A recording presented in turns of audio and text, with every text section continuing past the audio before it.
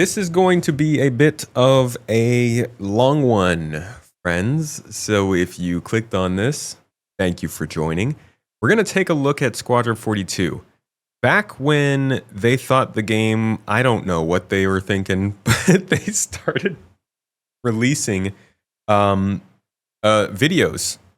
Kind of, imagine the, what were those called? The Cyberpunk...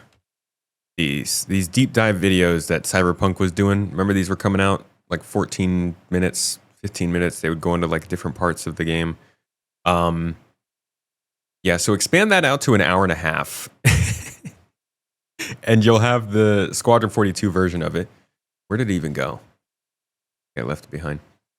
And really, it was meant to be a mixture of developer interviews to talk about what we're looking at, but also a show of the actual game. So this is looking at one of the main levels in the game, and it's like a very detailed walkthrough. You can see here, this is a full hour of them just walking through these locations, explaining why they are designed the way they are, how the game is supposed to play using these locations, how dialogue works, all that kind of stuff.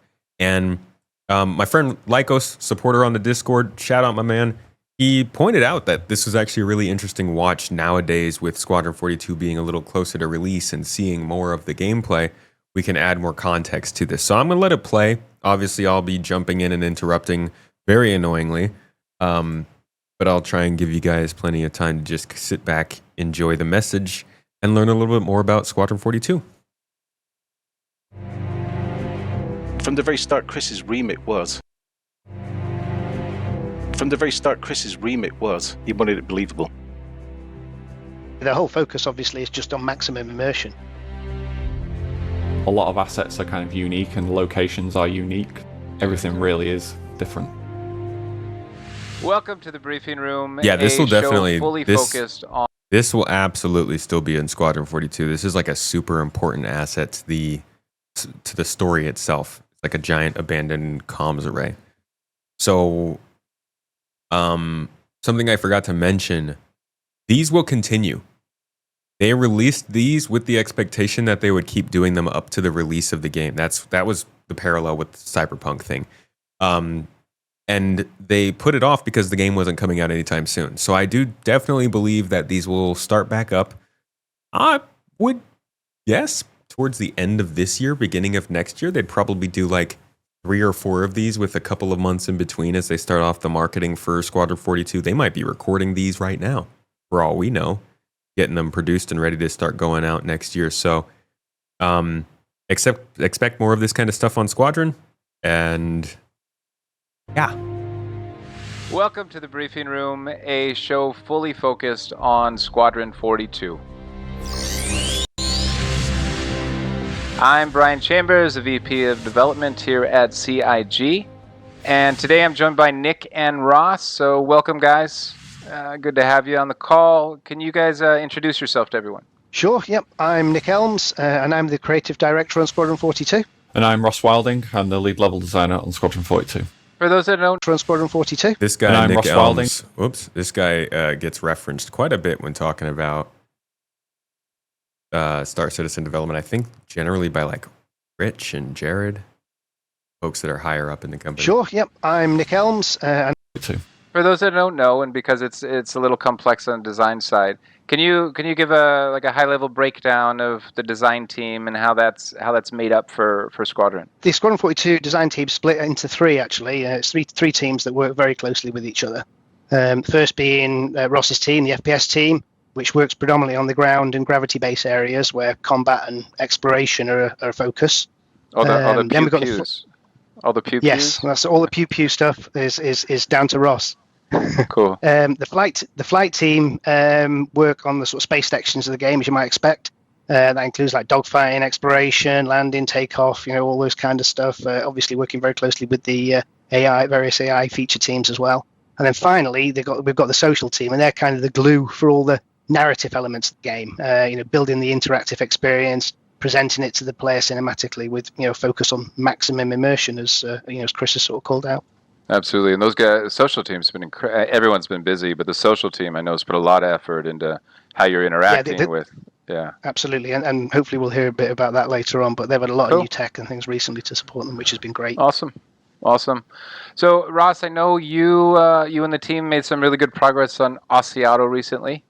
I keep seeing the updates and hearing more and more. So I know we gave you some advance notice and you prepped some stuff to show off. So I thought maybe you could jump into it and let's see what you got. Freaking love an Aciedo. This is a decommissioned communication station which is set inside the Odin system, which is where 90% of episode 1 takes place. We actually visit this location very early on in the game, and key context there. If you go back and look at where the gameplay that we know about takes place. All right, here we go. Now, if you go back to the gameplay where they show us the bagpipes and the things and all the noise, yay! Super happy. Very fun. Favorites.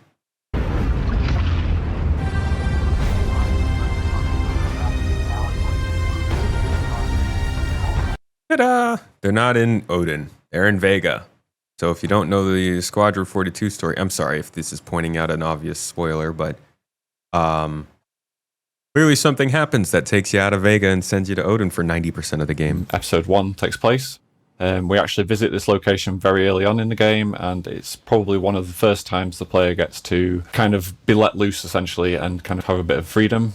And for this reason, we've decided to basically keep this station quite small. It's actually one of the smallest locations we visit in the entire game. Not to say that it is small, because we'll show a little bit more of that in a little bit. Look forward to it. Let's dig in. So one of the first things we started when looking at Aciedo is we wanted to kind of establish its identity. So as you can see here, this is a very early kind of blockout of the exterior, which, as you can see, looks like a satellite dish. And this was something that actually came up in one of the early meetings, and part of this was because it gives us that kind of recognizable shape. Very Mass Effect Citadel vibes. Sorry to say. The other benefit of it, as I've kind of mentioned, is Aciedo is a very early section in the game. We wanted the player to kind of have this kind of sandboxy kind of approach. One of the things that this really helps us do is the cylindrical shape means that we can kind of approach it at any angle. So once we'd basically kind of finished like planning what the kind of shape was and what the style of the facility was, we basically started focusing on the interior section. And one of the things that's really important to us as when we're designing these levels is the functionality and the believability of the space. So even though we are a sci-fi game, we're obviously trying to make these spaces like seem as realistic as possible, and one of the ways we do that is we look at a lot of locations in real world spaces and kind of try to find the identity of what this would be, and then basically kind of convert that. Obviously we kind of take some kind of creative license with certain things and kind of change things up a little bit and add like more sci-fi kind of architecture to things, but it's still very much about the believability and the functionality, which we'll kind of dig down into a little bit more. So the first thing that we actually started looking at was kind of the main functionality of the space. And as we kind of said, it's a decommissioned communication center. So mission control was kind of like a key area for this space. So you can see on this map, we've kind of got like a few of the different locations kind of called out. And what we kind of did is we kind of focused on the key areas first. And then once we kind of established those, we started to kind of figure out what other spaces would be in here. So obviously we've kind of got this nice skywalk that kind of goes around partway, and again this kind of like brings us back to the whole trying to encourage the player to be able to go and explore this space in different directions. So you what's up, Throbbing Whiskey? There are different entrances.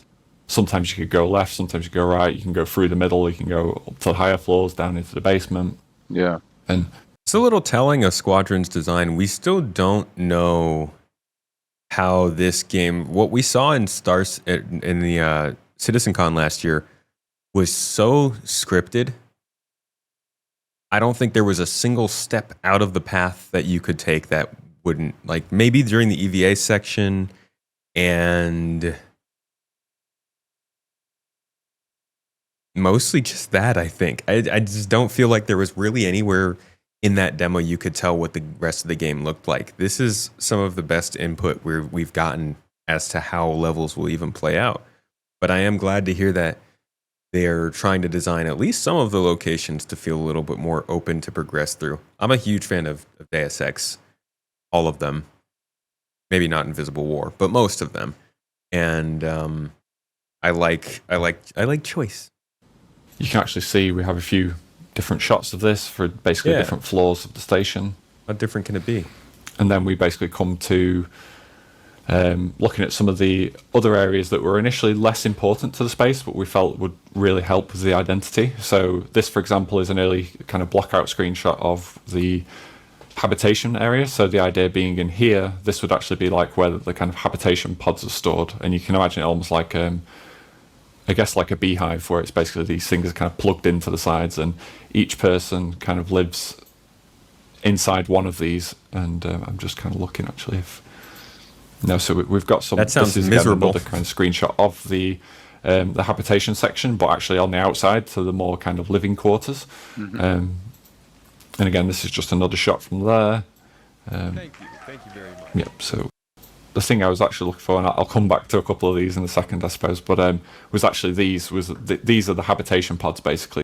Bro, no! That's too much like the college dorm rooms we lived in. Maybe with a little more color, though. So if you imagine back on that previous shot, this is actually what would be kind of fixed into those locations. So if I kind of click back to it a second, you can kind of see that these would nicely fit into these locations. Yeah. And the area is expandable as well, isn't it? You can add another one underneath if you had more need for habitation. Yeah, it is. Yeah, and again, that's the kind of idea of us kind of drilling down into the functionality of these spaces is that this is kind of interchangeable, and we can kind of like if this space suddenly needed like more personnel to come and work there, they could basically extend the size of this quite easily. It's like everything started, and it's all sort of fully realised. All the locations and things. They're not just a straight sort of shooter map. Yeah, that looks like how this corporation would have us sleeping.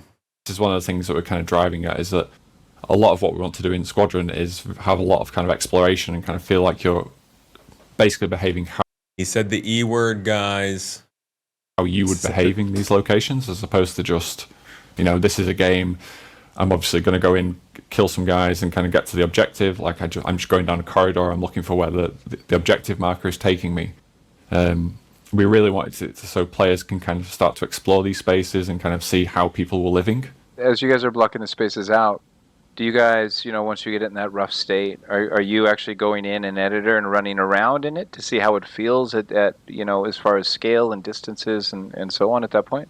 Yes, so we're doing that all the time. So despite like kind of what we're saying is obviously function is a very important thing for us in these blockouts. Another aspect is obviously making sure that it still feels good to kind of traverse, and that we're kind of sticking to all the metrics and stuff, because the last thing we want is to kind of have it make lots of sense but then not be enjoyable. So it's always like kind of, it takes a lot of time to kind of get that nice balance. Yeah, and I guess another cog in that balance too is we have an idea of what intended gameplay could be there, right? Because there's not always a straight line. It's not always we need you to do A or B. You could do a multitude of things to get through and what you need, but you also have to think about the layout and the design and what that gameplay means and the choices the player can make. Yeah absolutely. And we've also got the things that the stimulus that the AI are going to react to anything as well in here. So if you're in an area where there's no lights, you suddenly switch the lights on, then you could draw the attention of the AI, and all that kind of stuff is planned at this stage as well.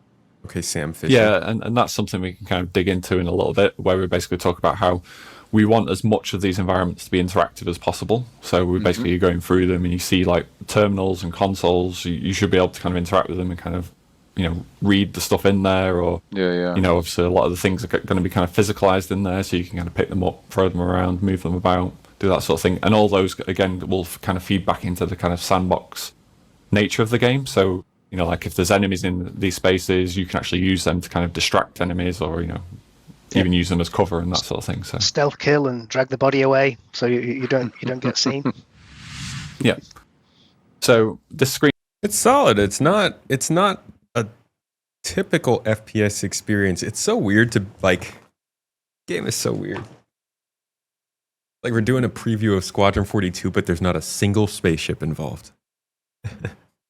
Screenshot we're currently on again is just kind of covering some of the high level blockout stuff, is just us kind of showing that we've kind of got this like skywalk that goes around the outside, and then we also kind of have like the routes into the central section, which is where the mission control is and the server racks and the gravity drive. But we're also kind of thinking about other ways that the player can kind of go into these locations. So this just kind of shows, as you can see, we've got like these little storage rooms on the side that lead between, but we've also kind of got these like ventilation systems that feed around the station, and the player can actually go into these and then kind of, you know, get like visibility on other areas and kind of, again, kind of promote a little bit more stealth gameplay if they want to kind of take that approach. That would tell me too that not all of, you know, those traversal points may be straight in the player's face, right? Exactly, yeah. So we do actually have some that are kind of like effectively what is our like main route, or what we kind of craft as our kind of like what we call a golden path. But the idea being that there are kind of like lots of routes, and we like the idea that, you know, a lot of players won't even know some of these exist until they either see a video online or someone else, you know, accidentally stumbles across something. And that's what we want to kind of put into these levels, is as much kind of variety and kind of stuff that kind of keeps figuring out and like learning new things as you're kind of playing it. And again, can you do too much of that? Can they put too many things, too many choices that the level feels not good? Have you ever played a game that does that? Giving more kind of replay options. Cool. So moving on to some of the next images we have, this is when we basically started to get art a lot more involved. So we'd established what the kind of space was, what the point of it was. We obviously know what the intended kind of gameplay is for this space. So at this point, we kind of talk to art and kind of say, like, this is what we want. How do we kind of portray that? So here you can see like one screenshot, like a kind of piece of concept art. You can obviously see like a few different doors, and why this is obviously important is because it also kind of gives us the identity and the architecture of the space, which aside from the obvious, from the branding perspective, we also do this because the architecture will obviously play an important part in the blockout as well. So if the walls aren't straight, for example, that obviously affects lines of sight, like you know, the kind of how you kind of feed into different routes. In the door affects things as well. Exactly, yeah. So you can just kind of see the two here. To that point, I've actually found that it's incredibly interesting when you look at different levels and different manufacturers and so on throughout the game. And to that point, with the different architecture and the style, right? It lends itself to have a certain feel within certain areas, which then lends itself to even certain types of gameplay and so on. So it's cool to see the spread that's out there and the level of detail and attention that's put to each thing, even like, you know, the Habs architecture matching, you know, the doors and so on. I was going to say, it's interesting, you know, the Aciedo, it also sort of manufactures some of the comms relays in the Odin system as well, and you kind of got that architecture echoing through those, obviously in a sort of scaled down state, because those things are largely unmanned apart from, you know, the odd engineer. So yeah, like you said, you know, the manufacturers play a big part in these. Yeah, and another thing as well is like the architecture is very important, just because, like, for example, with Aciedo, it's obviously a cylindrical shape. So what this also means is, like, what you can do in the game is you can obviously go to a terminal and you can actually download map schematics to your mobiGlas. But if, say, you didn't know to do that, or you didn't want to do that, you obviously want to kind of encourage like little kind of things in the environment that encourage the player to kind of figure out where to go, or kind of, you know, try and figure out where they are in the space. So it makes sense that downloadable maps would be in Squadron 42, but I hadn't really considered that. That would explain why they had a model of that working just to show off at CitizenCon 2023. They're probably getting it working for Squadron 42. Having this kind of cylindrical shape that almost like gets like the left wall or the inside wall is always the smaller of the two. That certainly helps us kind of like establish this sort of stuff. And when we also look at the branding as well, we actually have several locations across the game where they are, you know, kind of like they're different locations, but they're branded by the same kind of company. So it helps us kind of identify certain elements as well and kind of give like level of familiarity to certain things. So here we just have some more concepts, this time of the kind of the controls and the terminals, like again with Aciedo being a communication center, the mission control stuff was very important to us. So this was one of the very early kind of concepts that we did. Here you can start to see like very early 3D versions of them, which were actually placed into our environments. And this is kind of like somewhere between like early white box and kind of moving towards like art having their first pass on the space. Mm-hmm. Again, you can just kind of see a bit more of this. You can clearly see, obviously, the lighting outside has had a bit more attention at this point. Again, a few more consoles. Just kind of showing there. I feel like they do a good job on design language. There's no fiction that I look at. Now, I don't know all the fictions. I don't have them on my hand. I can't remember everything. But I don't see this and think to myself, oh, that looks like so-and-so. Looks kind of like a combination of different things. But the assets look good. Squadron 42's assets in general always seem to look a little nicer than Star Citizen's. That could be just because of polish and the finish that it needs, but I hope that Star Citizen looks like Squadron at some point. Outside has had a bit more attention at this point. Again, a few more consoles. Just kind of showing their relationship into the actual space. And then here we can kind of see that once we've kind of established kind of like the main kind of architecture for certain things, one of the things Art will go away and do is start to kind of build like kit pieces, what you can see here. So these are like essentially pieces of corridor or like strips and doorways and stuff that we can then take and kind of like go over our white box sections and basically build them to have more of an identity to them. So when we actually go into our spaces, we do obviously try to consider the shape and the architecture as much as possible very early on. But once Art kind of come in and give us that initial pass as well, we very instantly see like the shape and the identity of the space really come to life, basically. So finally, we have this this comparison that kind of shows like blockouts of the initial space, and then ultimately what they've turned into in the final version, or at least our final art pass. As you can see in some of these sections, the final art is very true to the original blockout, which is obviously something we tried to do because once it's in blockout, we're obviously testing it a lot. We're kind of playing certain areas and seeing if things work. Puzzles kind of make sense. So it's a freaking cool room, man. This is easy enough to find in other references, just to emphasize how much they're using this location. The floor, we're going to activate it. You can see they're in the same location. Let's play the video. See the video. Let's play the video there, and We've hyped this up now. Hyper trailers are the most amazing thing in the world. Here we go. You can see it's the Aciedo place in the background there. Or whatever we do eventually. Some more looks at the inside of the space, but then there's a really good one too. We've actually had. Here we go. One of them, obviously, the Aciedo. It's That's literally the room that we're looking at in the other video. But it's not just for Squadron. It's going to be, it's obviously useful in some of the environments of Squadron. This is one of them, obviously, the Aciedo station. You're going to look down on the slavers that you saw in the earlier scan. But the use of this in the PU is going to be massive. And also the big thing that Chris said there is it's systemic. Kind of crazy how many of these features that are like this that you just know are being made and polished super hardcore for Squadron 42, and we're just not seeing in Star Citizen. As we're doing that, if we went out to the third person here, you would sort of see. I mean, this is push and pull. Around. I think we'll see it gameplay later on. Years ago. Here we go. So we're just sort of pulling ourselves along.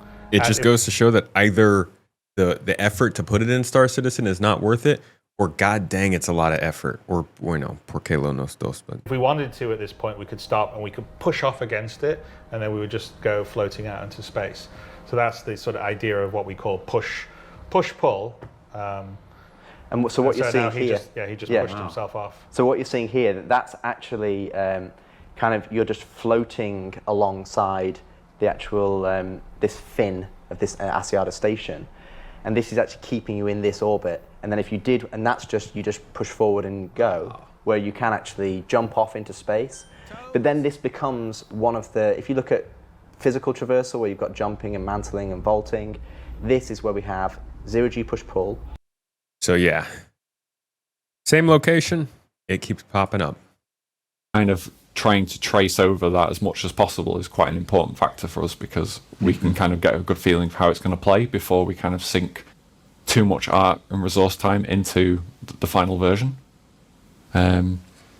So yeah, you can kind of see here that this, up until this point, is very kind of close to what we actually had. Yeah,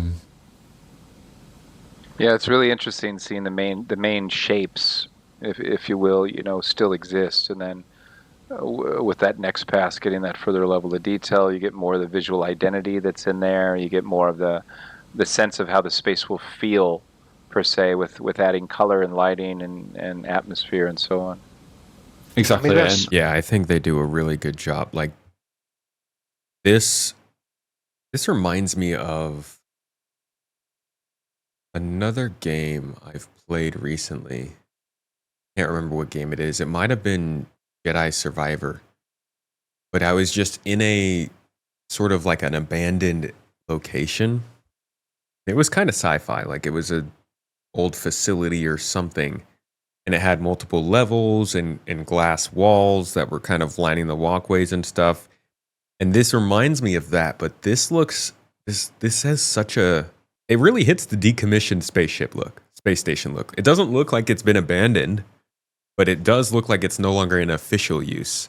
I don't know, I really like the way this environment looks. Lighting and atmosphere and so on. Exactly. There's super regular syncs with the art guys, obviously. The designers work sort of very closely with the art team. Yeah, and the again, like the lighting plays a huge part. Like, so in some cases, these are actually, there's not much more art detail in the final version. It's just a lot of it is kind of done with lighting as well, which makes a huge difference. Yeah. So something you can kind of see in like the second half of this video actually is that not all locations are kind of like as true to the blockout in the final version. And part of this is because for one reason or another, as we've kind of tested stuff, we've just felt that it wasn't quite right, and we've wanted to kind of change it and address certain features. So you can see here, for example, the initial blockout space was quite wide, and we wanted to kind of funnel the player and try and encourage them a little bit less to use this main route and perhaps use more of a kind of stealthy approach if they wanted to enter the space, which we're kind of moving into now.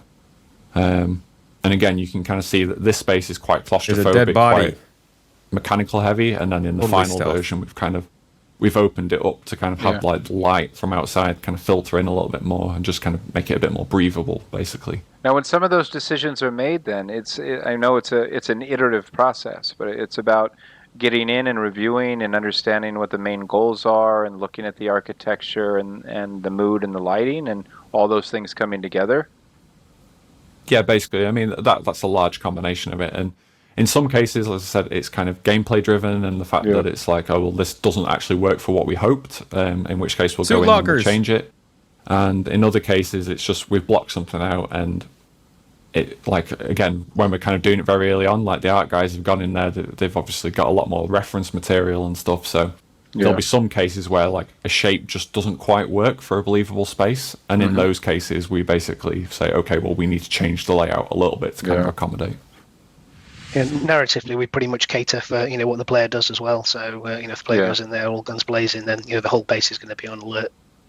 If you go stealthy, then maybe you get to pick up tidbits of information here and there, especially if you're in like a crawl space or something like that. Yeah.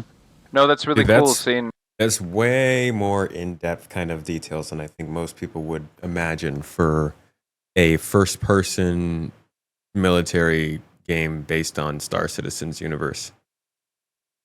Myself included, I think a lot of people are thinking this is mainly about ship combat, and like the idea that you can maybe stealth and get additional information for missions or go in directions that other people might not doesn't mean the whole story changes, but if each mission can play out a little bit differently based on your specific approach, that's nice.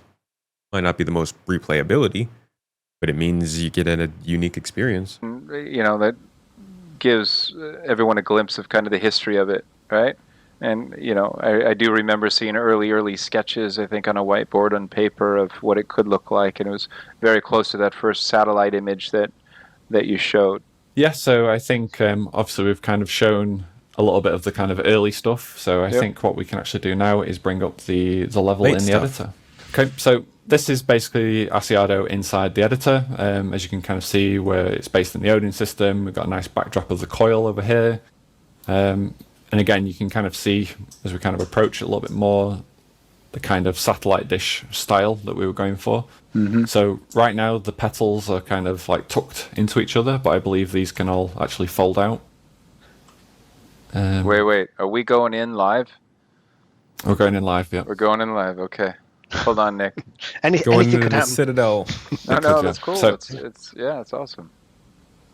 So one of the things before I actually drop into the actual lower levels is I wanted to kind of show a little bit of on the top of the dish essentially. So something we'll kind of get into in a little bit in a minute is a lot of the entrances, or most of the entrances we've kind of designed, are on the underside of the dish, and this was a kind of conscious choice that we made because I believe in the blockout video we showed slightly earlier, we actually had like this crow's nest, for example, with a hidden entrance in the top that would allow you to come down.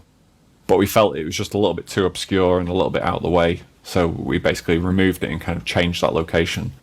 But something that's really kind of cool in this location is basically you could actually get out of your ship at this point. You could obviously EVA up close to these windows, and you would actually see like the AI kind of walking around in here, and you could kind of like move around, plot kind of where some of these enemies are, and then just basically figure out how you're going to tackle this situation. You could do that, yeah. Show a little again, happy face if it's foggy outside, Yep. Yeah. Just Foggy. breathe on the glass and then dive because you realise you've not got your helmet on. So the main kind of aspect of this is the underside essentially of Aciedo. So you can kind of again see the sort of circular nature of the shape of the space. And again, the player has kind of like, they can get out of their ship, they can fly their ship around here, they have like full freedom to kind of explore this place as they want to. One of the things we wanted to kind of do is have like a few kind of key entrances. So the thing that we will kind of call out as part of the mission flow is the hangar. And that's kind of like what we're kind of drafting as the main entrance into this space, and that's also how typically people using this space would enter and exit this area. But we also have a couple of extra... Maybe not the best route if you're going to go the stealth way.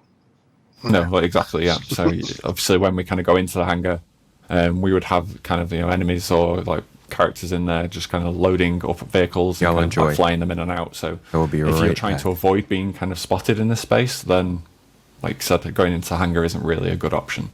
Yeah. So one of the locations we actually do have, and I'll slow down the movement a little bit, is this. So as I kind of mentioned previously, we had the crow's nest, which didn't really work, especially because it was so long. So we actually now have this kind of mini, I suppose it's like a reverse crow's nest, but you can actually fly up here, and again you kind of like a little door. Come inside. We have an airlock. An EVA, you're spacewalking, aren't you? At that point, you've left your ship. Yeah, exactly. Yeah. So this would all be an EVA. You would come into here. You would cycle the air and the gravity. At this point, you could kind of then enter into this space, which basically brings us into the server room. So we'll come back to this space, but for now, I wanted to kind of zoom back out, and I wanted to show the habitation area. So when we were kind of looking at the blockout images before, you could kind of see this sort of space, and like I said, the kind of honeycomb beehive shape. If we kind of fly in, again, I'll lower my movement. We kind of look down into this space now. You can kind of see that it's obviously all been arted up, and there's a bunch of these that are kind of, some are closed and kind of sealed up for the outside, so that they're saying that there may not be habitation pods attached at this point, but additional ones could be added at any time, and then the doors are opened up. And then we also have some that are actually in here, and we actually have, like people starting to kind of have like their personal effects and so on, and we can kind of see if we zoom in a little bit, try and get the camera up nice and close. You can kind of see almost like people's kind of like staff rotors and stuff, and to an extent, like meal on the side. Yep. So, but it is. again, I mean, like, it's a good thing to point out to to that level. We build things that have functionality, right? So as you guys are building this from the ground up, the screens, the consoles, and so on, they serve a purpose. They majority of them can be interactable. There'll be cause and effect. Absolutely. You'll push, yeah. Everything. I mean, like the gravity room that Ross sort of touched on before. Any structure like this, it's got gravity in it. It'll have a generator. You know, you can potentially go down. You know, switch it off, whatever, and there's cause and effect. It's like everything in the game. Feels like it's all sort of based on. Feels like the bed sheets controversy when that when they put in the monthly report that they had worked on the physics of bed sheets when the AI was interacting with the bed.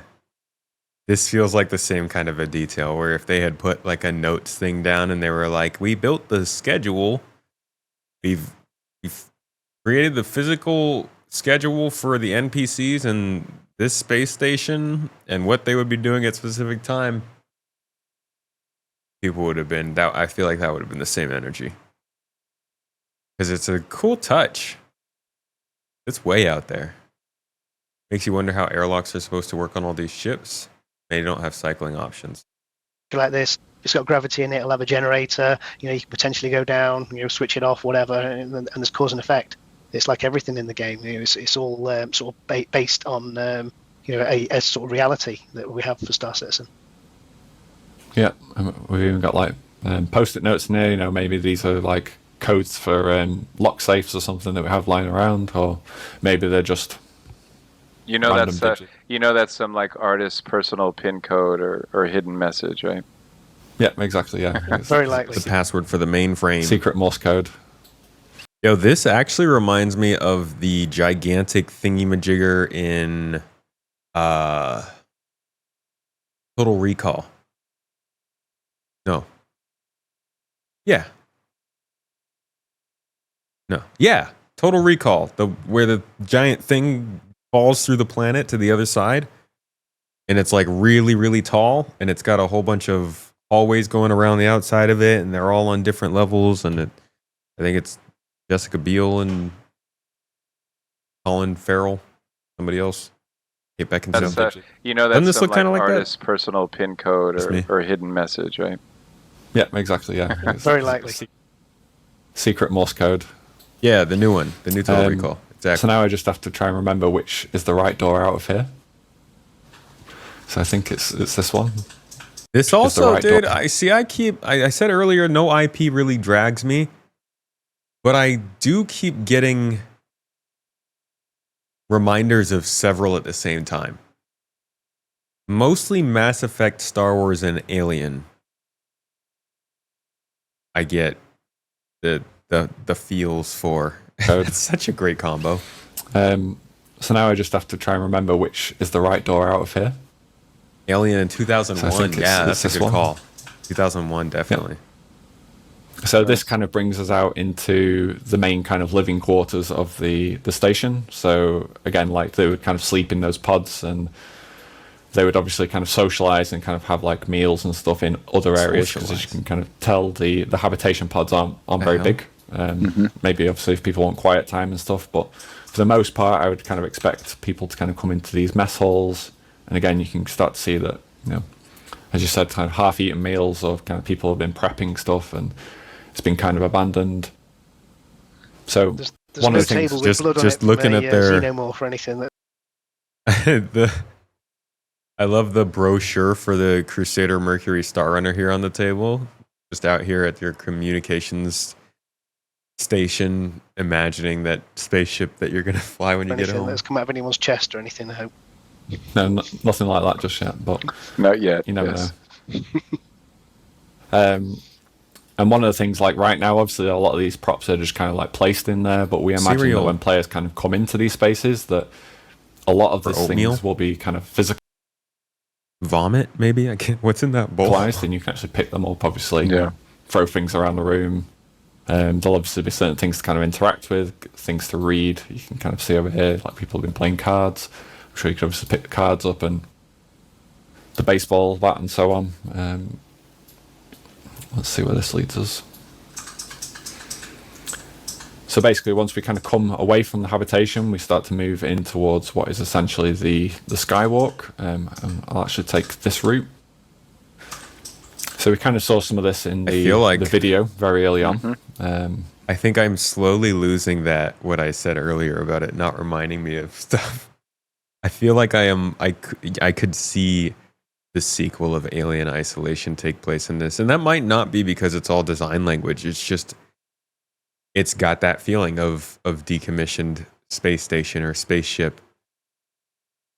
And obviously the padding on the walls and a couple of the design cues definitely calls back to Alien, but what a great game that was. And as you can see, it's, you know, it does look very clean, and like there's obviously some stuff that's been kind of stacked up here. One of the things we're still kind of in the process of doing is kind of adding dressing to some of these elements, so you can kind of see, like, we will be kind of adding more kind of elements into these rooms and spaces, and part of that is something that will change and it will be an ongoing process, very close until release. And that's because basically we'll be in here, we'll obviously be working, we'll have AI like running around and going into combat, and we want to kind of get the balance right, so there's a nice kind of level between these. This is all traversable by the player right now, yeah? Yeah, so like I said, this is obviously an editor, so if I hit Control G, for example, I'm actually in game now. So again, I take it you've switched the AI layer off, so we're not into a world of chaos.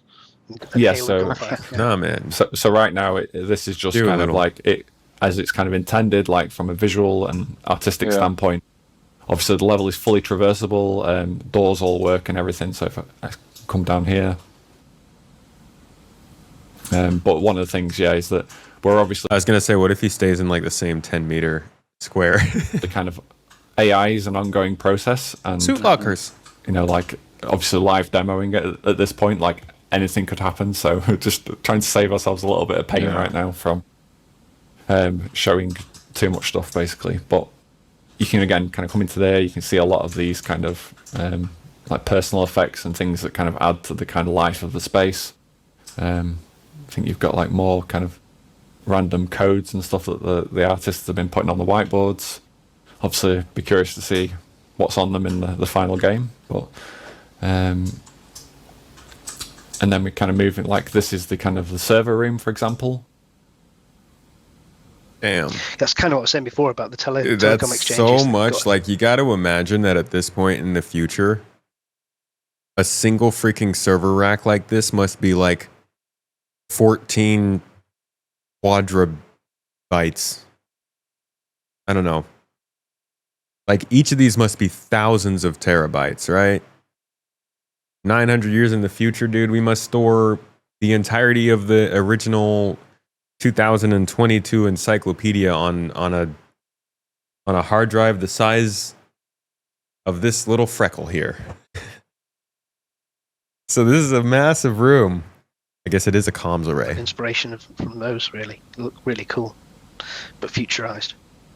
Yeah, and these spaces, you know, it does look really cool. And yo, dog. We one heard of you the like other servers. things that we're quite keen on for a lot of these spaces, as I briefly touched on, is we want to have a lot of kind of interactables and kind of things to do in the environment. So if you imagine you're kind of sneaking through this space, and it's obviously very kind of like there are enemies in here and you're trying to avoid them because you want to take a stealth approach.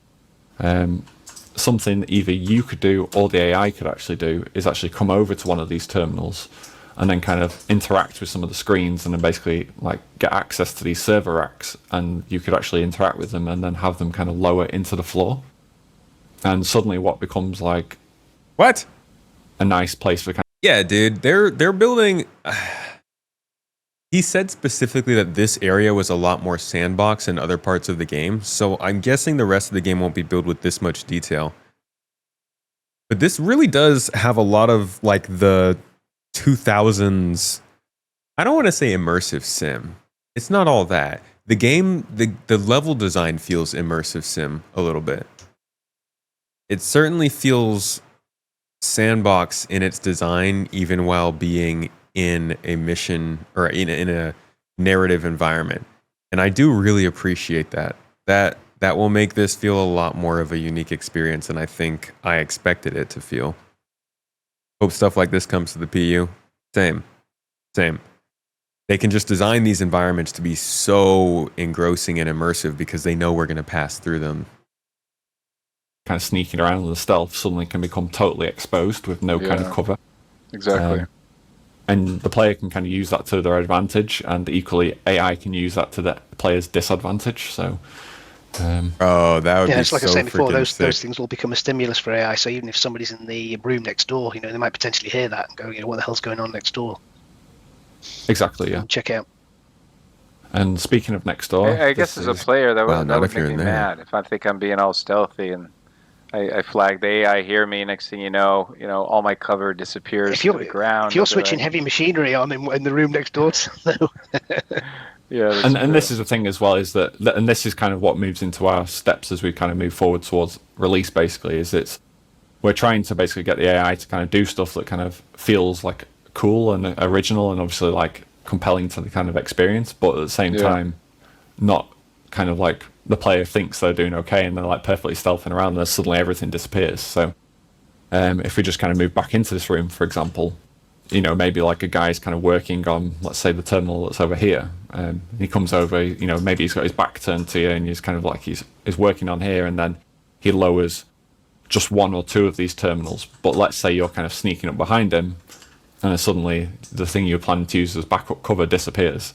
It then, because he's got his back to you, it gives you a couple of seconds to kind of go, okay, well, I'm going to hide behind this one instead.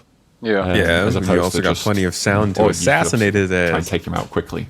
Yeah. And this is, again, something that kind of we feed into with our next kind of step, which is obviously kind of balancing the AI out and trying to find out like how much noise is too much. Because something else that we want to do is, like in this environment, for example, I would expect it to be quite noisy, like just in general. So we actually want it to be so that noise in an environment affects how noisy the player can be. So if you're obviously kind of in an engineering kind of space and there's loads of machinery going on around you, you would expect the player to kind of be able to walk around fairly normally and not, be detected or kind of be heard. Whereas if we're kind of in a space that's like really quiet and like you can hear every footstep, we would expect the AI to kind of pay attention to you a lot easier. So it's also about reading them.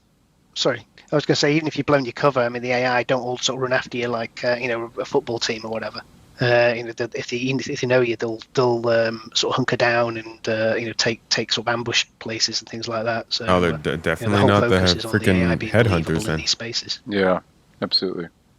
Exactly, and that's something we'll kind of cover actually in a little bit when we talk a little bit more about the plans for the AI and stuff.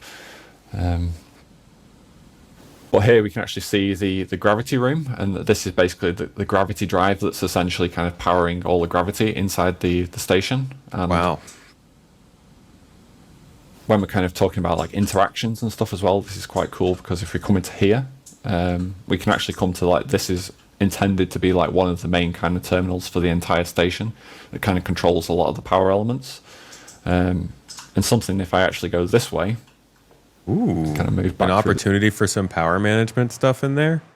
I did wonder how applied of a engineering gameplay they might put in Squadron 42. Space. I think the door's sealed actually, because it's the beauty of building it all on the same engine is like, maybe the space station is hooked up to have power systems that you can actually mess with.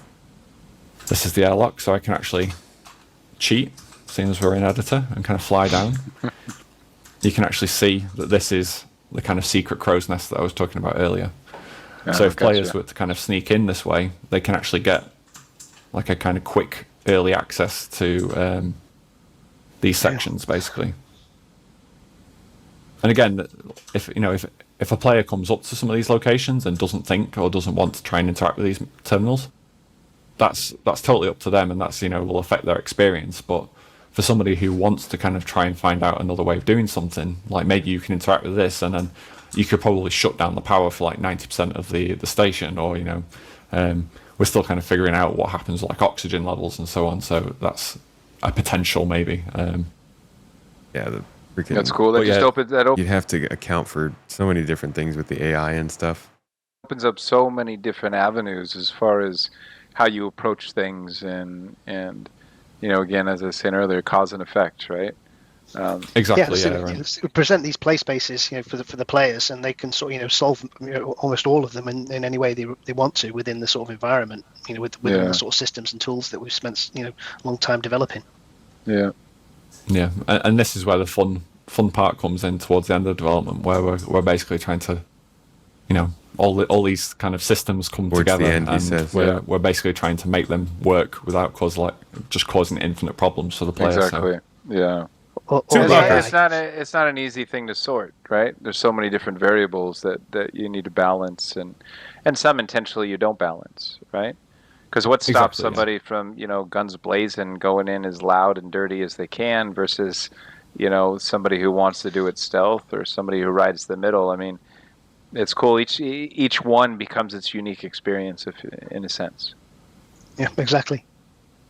Yeah, and just again, kind of moving around the station as we kind of seen the skywalks earlier. So this is actually the other side, and something that I kind of talked about at the very start was the fact that Aciedo was a kind of like decommissioned communication station, and obviously everything I've shown up to this point is kind of operational and kind of lights on and everything's working. So you can actually see here that this side of the station is a lot more kind of in darkness and it's kind of been left to kind of rot essentially. I was going to say, it looks like they need a good mopping on this side, Do you?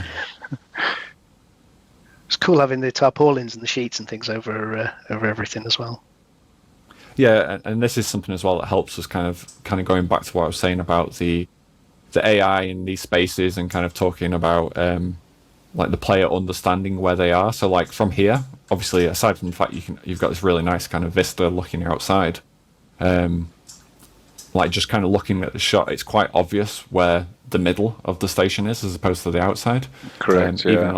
Because you've just got the kind of the smaller radius on the inside. Mm-hmm. But this kind of decommissioned side also kind of gives us the opportunity to basically distinguish the two different sides of the walkway. So like here, for example, we can obviously, this is clearly a different side to the station from the skywalk that's in decent condition. So there are a kind of multitude of reasons for why we have things like this. It's cool. It's really cool to see. Door, the window. No, it's really cool to see the progress. I haven't seen it the walkthrough to this extent for a while, and last time I did it definitely wasn't this far along. Yeah, and like even from someone who kind of works on these levels day in day out, like you kind of forgetting a lot of times because you're working in a kind of vacuum or a bubble about the spaces that you're in. Dude, and I freaking love these. I can't get over these monitors. Look so good. I love the chunkiness of the whole display. That you're in, and then every now and then you see something like, oh my god, this is actually really cool. Like, I mean, again, just kind of like the visuals on this, like this is kind of in editor, this is me playing it in real time, so it's not kind of faked in any way. It's really cool. And again, like if I just kind of fly out, like even with the character still in game, you pretty much you can see everything essentially. And just to clarify, I do have God mode on as well, so that's all right. That's why I'm not suddenly suffocating. I kept seeing it pop up talking about your med pin, so I assumed early on you were in God mode. No, it's great to see the progress, though. It's really cool, and it's it becomes a little bit of a, I guess for everyone, a bit of a history lesson, right? As far as the progress that leading up to where we are today on this. That's cool. And another thing, which obviously we're not going to be showing anything of this today, but we do have like some environments which are like infinitely bigger than this sort of location. So you can imagine like the kind of work that goes into a space that's like this a whole size. Planet. Yeah. Think of something that's set on an entire planet, for example. Exactly. Yeah, exactly. And that's the other thing that we really want to do with Squadron as well, is kind of make everything like handcrafted. Like we don't want things to be kind of very procedural. Like we're really trying to, even down to like the art and the way we're kind of tackling stuff, is it's very much like a lot of assets are kind of unique and locations are unique. So rather than kind of saying, oh, here's like a base core set of assets and we're going to kind of reuse them with a few hero assets kind of thrown in every now and then, we're really trying to make every space like its own kind of identity. And you're not going to get like halfway through the game and suddenly go, oh, I've seen that prop or that crate in like 15 levels already. Yeah, exactly. Everything really is. That makes me wonder how is the Odin system going to compare to the rest of the star systems in the game? If Squadron 42 requires all these really, really unique, highly polished locations, and they are planning on bringing the Squadron 42 assets over to Star Citizen, will they have to make a different type of asset? Will it be transferred over in lower detail, or is that star system just going to be the nicest star system in the whole game, and then everywhere else is like, kinda Odin quality? That's really interesting. It's a very different approach from Star Citizen, and I wonder how that affects the game overall. Yeah, you'll recognize manufacturers though, but. Yeah, the attention to detail. I mean, you can always, I've always been surprised year after year on what we're doing and how we're pushing and where we're pushing. But I think in the end, it all pays off, right? You have this sense of believability. We're putting the focus and getting these accurate play spaces, and on top of that, if we can have that sense of every single asset being handcrafted, I think it just adds more and more to that realism and believability of the player interacting in that space. That's cool. Exactly. So good stuff. The thing I was going to also show was just basically how we're kind of like working on the next step, and again, without kind of like showing the AI too much, kind of playing it in the game. I wanted to kind of basically bring up some map stuff and how we kind of tackle kind of like working out where the AI is going to go. So you can see in this screenshot, this is kind of an isometric kind of angle of the station, where you can kind of see the different tiers. You can actually see part of habitation here. We don't actually have that gravity room right in the center is where we just were, right? Exactly, yeah, just down there, yeah. Yep, cool. And then this is the kind of the mission control section. We do actually have the hangar off to the left, and the reason why this isn't here is because we're still kind of like making some tweaks to the hangar, so we're still kind of like finalizing some of the areas in that. But then if we kind of cycle through again, you can kind of see we've got the disc is the skywalk, is it? Yeah. Yeah, it is. Yeah. So you can kind of see, as we've already kind of covered, there are 3 main kind of tiers to the station, and then what we do is we essentially break it up into zones. So you can see here we've kind of got like zone 1, which is the kind of green side, and then which this would basically be like the regular skywalk that we've seen, and then zone 3 over here, for example, is like the decommissioned skywalk, and then you've also got habitation over here. Zone 2 is the engineering stuff, and again the gravity section with the server rooms, and then we've got kind of zone 4, which is like the very top deck and the kind of mission control section. And the reason why we kind of break these up is something that kind of Nick touched on earlier, was actually for AI and how they kind of like behave in the environment. So for example, we were toying around with like AI placement. So this is in no way kind of like the final plan. This was just like a recent kind of iteration of what we would have done to kind of plan out like AI patrols, how the sort of behaviors that we want them to have.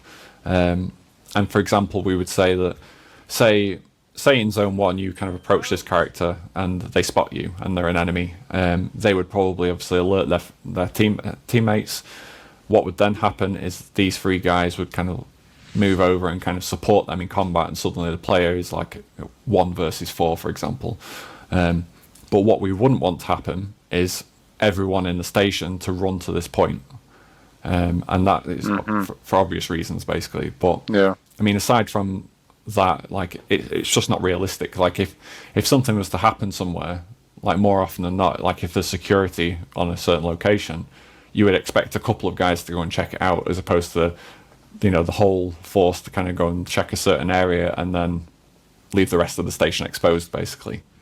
Could it ever get elevated, though, that zone 1's trying to handle it, and then just for proximity, zone 4, could zone 4 or zone 3 join in, right? If it gets a certain amount of craziness, if it's really loud and stuff's blowing up and those audible cues, So that's something we're still kind of like experimenting with at the moment. But what might be nice, for example, is if, say, again, you're in here, you kind of fight these guys and they're down to the last man and he's kind of on his own and he's struggling. Maybe he radios for support. And then in that case, we could say the nearest kind of next zone, he's basically requesting help.